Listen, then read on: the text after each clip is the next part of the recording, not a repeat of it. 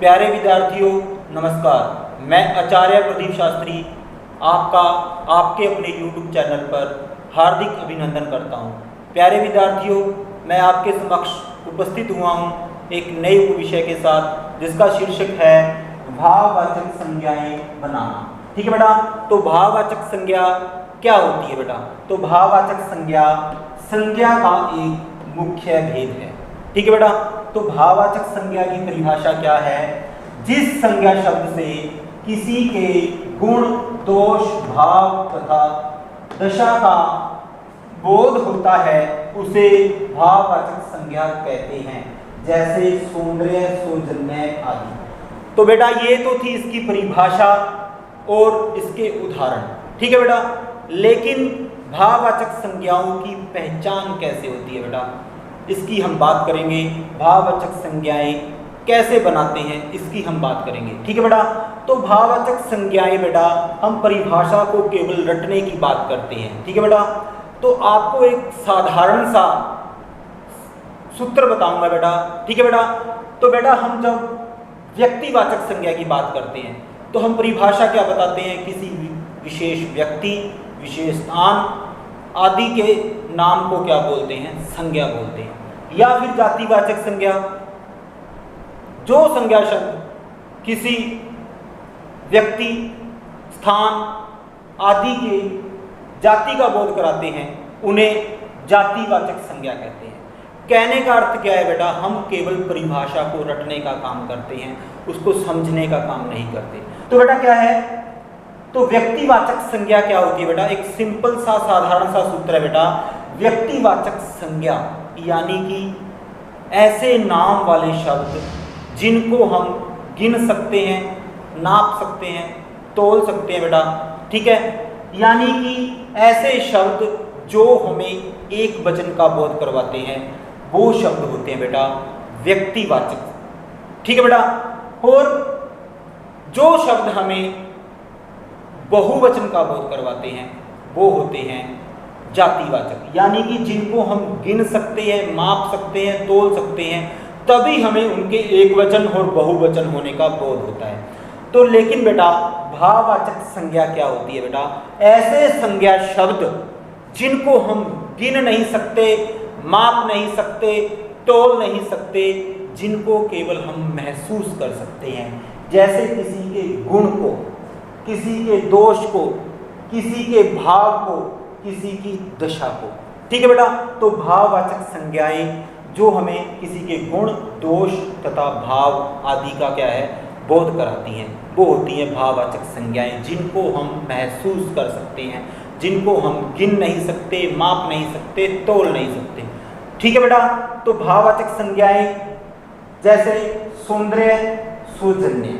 ठीक है बेटा, हम किसी के सौंदर्य को गिन नहीं सकते, माप नहीं सकते, तोल नहीं सकते। उसी तरह किसी के सौजन्य को हम माप नहीं सकते, तोल नहीं सकते, केवल महसूस कर सकते हैं बेटा।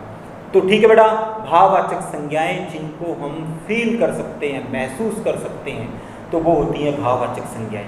ठीक है बेटा, तो भाववाचक संज्ञाएं कैसे बनाते हैं हम बेटा? तो भाववाचक संज्ञाएं जब बनाते हैं बेटा तो बेटा कैसे बनाते हैं? संज्ञा, सर्वनाम, विशेषण या क्रिया। संज्ञा, सर्वनाम, विशेषण या क्रिया यानी कि विकारी शब्द, जब विकारी शब्दों के साथ प्रत्यय को जोड़ा जाता है और एक यौगिक शब्द का निर्माण किया जाता है, तो इस तरह से बेटा क्या है जो शब्द बनता है वो होता है भाववाचक संज्ञा। ठीक है बेटा, तो उदाहरण के तौर पर बेटा हम लेते हैं स्वास्थ्य। क्या बेटा? स्वास्थ्य। तो हम किसी के स्वास्थ्य को हम गिन नहीं सकते, माप नहीं सकते, तोल नहीं सकते, यानी कि स्वास्थ्य से हम एक वचन या बहुवचन का बोध नहीं कर सकते। हम किसी के स्वास्थ्य को केवल महसूस कर सकते हैं। ठीक है बेटा, तो यानी कि जिसको हम महसूस करते हैं वो होती है भाववाचक संज्ञाएं। जैसे बेटा स्वास्थ्य, तो स्वास्थ्य के कैसे बना बेटा? स्वस्थ शब्द के अंदर य प्रत्यय को जोड़ा गया है। क्या बेटा? देखो, विकारी शब्द के अंदर जब प्रत्यय को जोड़ा जाता है, यानी कि स्वस्थ शब्द के अंदर य प्रत्यय जोड़ा गया है।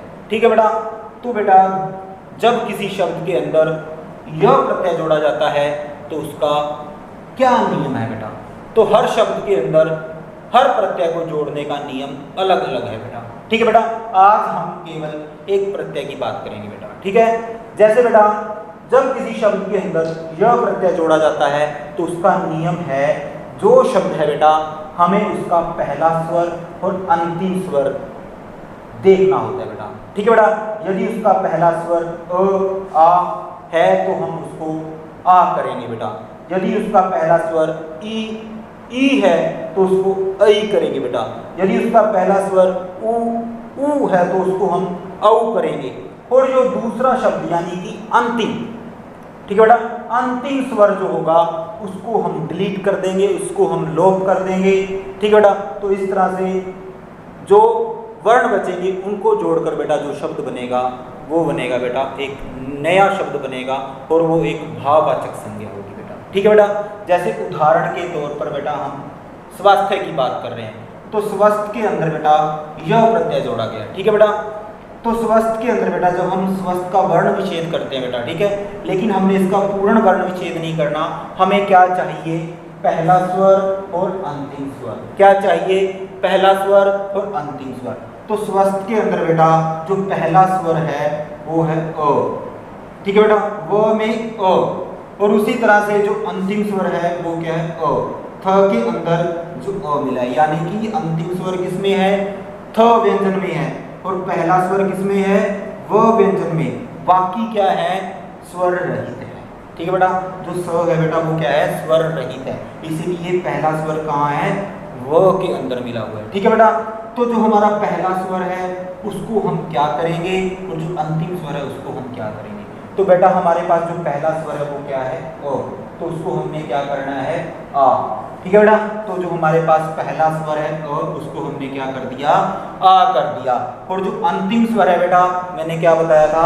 उसको हम डिलीट करेंगे, यानी कि उसको हम लोप कर देंगे उसका। तो यहाँ पे हमने अ का लोप कर दिया और जो बाकी वर्ण बच गए बेटा उनको लिखो। देखो बेटा क्या है? स्व, अ की जगह हमने क्या कर दिया? आ। ठीक है बेटा, और जो ये वाला स्वर था इसको हमने क्या किया? डिलीट कर दिया। ठीक है बेटा, और आगे क्या बचा? य। तो इस तरह से बेटा इन सभी को जोड़कर जो शब्द बनेगा वो क्या बनेगा? स्वास्थ्य। तो इस तरह से बेटा स्वस्थ शब्द के अंदर प्रत्यय जोड़कर भाववाचक संज्ञा का निर्माण किया गया। ठीक है बेटा, तो हमने क्या बेटा इसका जो पहला नियम है उसका उदाहरण हम कर लिया, हमने कर लिया।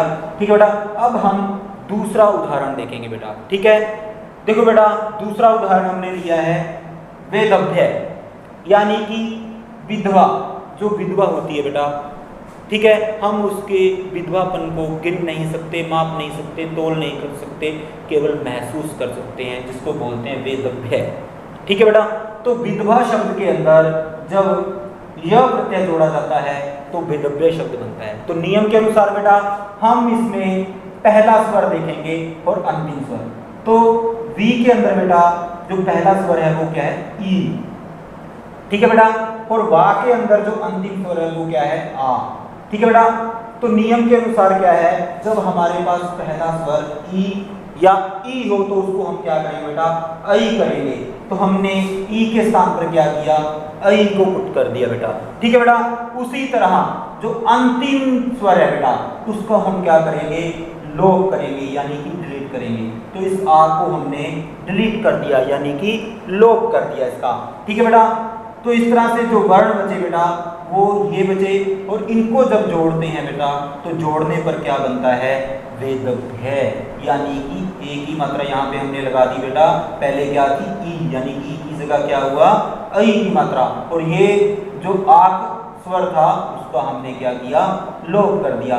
इस तरह से क्या बेटा विधवा में यह प्रत्यय जोड़ने से जो शब्द बना बेटा वो शब्द बना भाववाचक संज्ञा। ठीक है बेटा, तो इसी तरह से बेटा हम एक उदाहरण और लेते हैं। जैसे यहाँ पे हमने लिया है सौजन्य। ठीक है बेटा, सौजन्य यानी कि जो भला व्यक्ति होता है उसके द्वारा अनुरोध किया जाना। ठीक है बेटा, तो सौजन्य बेटा हम किसी की भलाई को हम नहीं माप सकते, उसको हम नहीं गिन सकते, उसको हम नहीं तोल सकते, यानी कि हम उसके एक वचन या बहुवचन का बोध नहीं करवा सकते। ठीक है बेटा, तो जो सौजन्य शब्द है बेटा वो सुजन शब्द से बना है और सुजन शब्द में यह प्रत्यय जोड़कर बनाया गया बेटा। सुजन, जन यानी कि लोग, यानी कि मनुष्य, यानी कि व्यक्ति। सु ने अच्छा, यानी कि जो अच्छा व्यक्ति है, यानी कि जो नेक व्यक्ति है, जो भला आदमी है। ठीक है बेटा, तो सूजन से, सूजन में यह प्रत्यय जोड़कर सौजन्य बना है। ठीक है बेटा, कैसे देखते हैं हम, तो सूजन के अंदर बेटा हम पहला जो स्वर है वो बेटा क्या है, ऊ, यानी कि स के अंदर जो ऊ स्वर मिला है वो क्या है, इस शब्द का पहला स्वर है। ठीक है बेटा, उसी तरह से जो अंतिम स्वर जो न के अंदर यानी कि अ मिला है वो क्या है, अंतिम स्वर है बेटा। क्या है, अंतिम स्वर। तो पहला स्वर क्या बेटा, ऊ। तो यदि पहला स्वर बेटा क्या हो, ऊ या ऊ हो, तो उसको हम क्या करेंगे, औ करेंगे। तो हमने ऊ को बेटा क्या कर दिया, औ। तो ऊ के स्थान पर हमने औ को पुट कर दिया और जो अंतिम स्वर था उसको हमने डिलीट कर दिया। तो इस तरह से जो वर्ण बचे बेटा वो ये बचेंगे और इनको जोड़ने पर जो शब्द बनेगा वो सौजन्य बनेगा, यानी कि एक भाववाचक संज्ञा शब्द बनेगा। तो इस तरह से बेटा क्या है, संज्ञा सर्वनाम विशेषण या क्रिया यानी कि अविकारी शब्दों में प्रत्यय जोड़कर जो शब्द निर्माण होता है वो शब्द होता है भाववाचक संज्ञा शब्द। थैंक्स।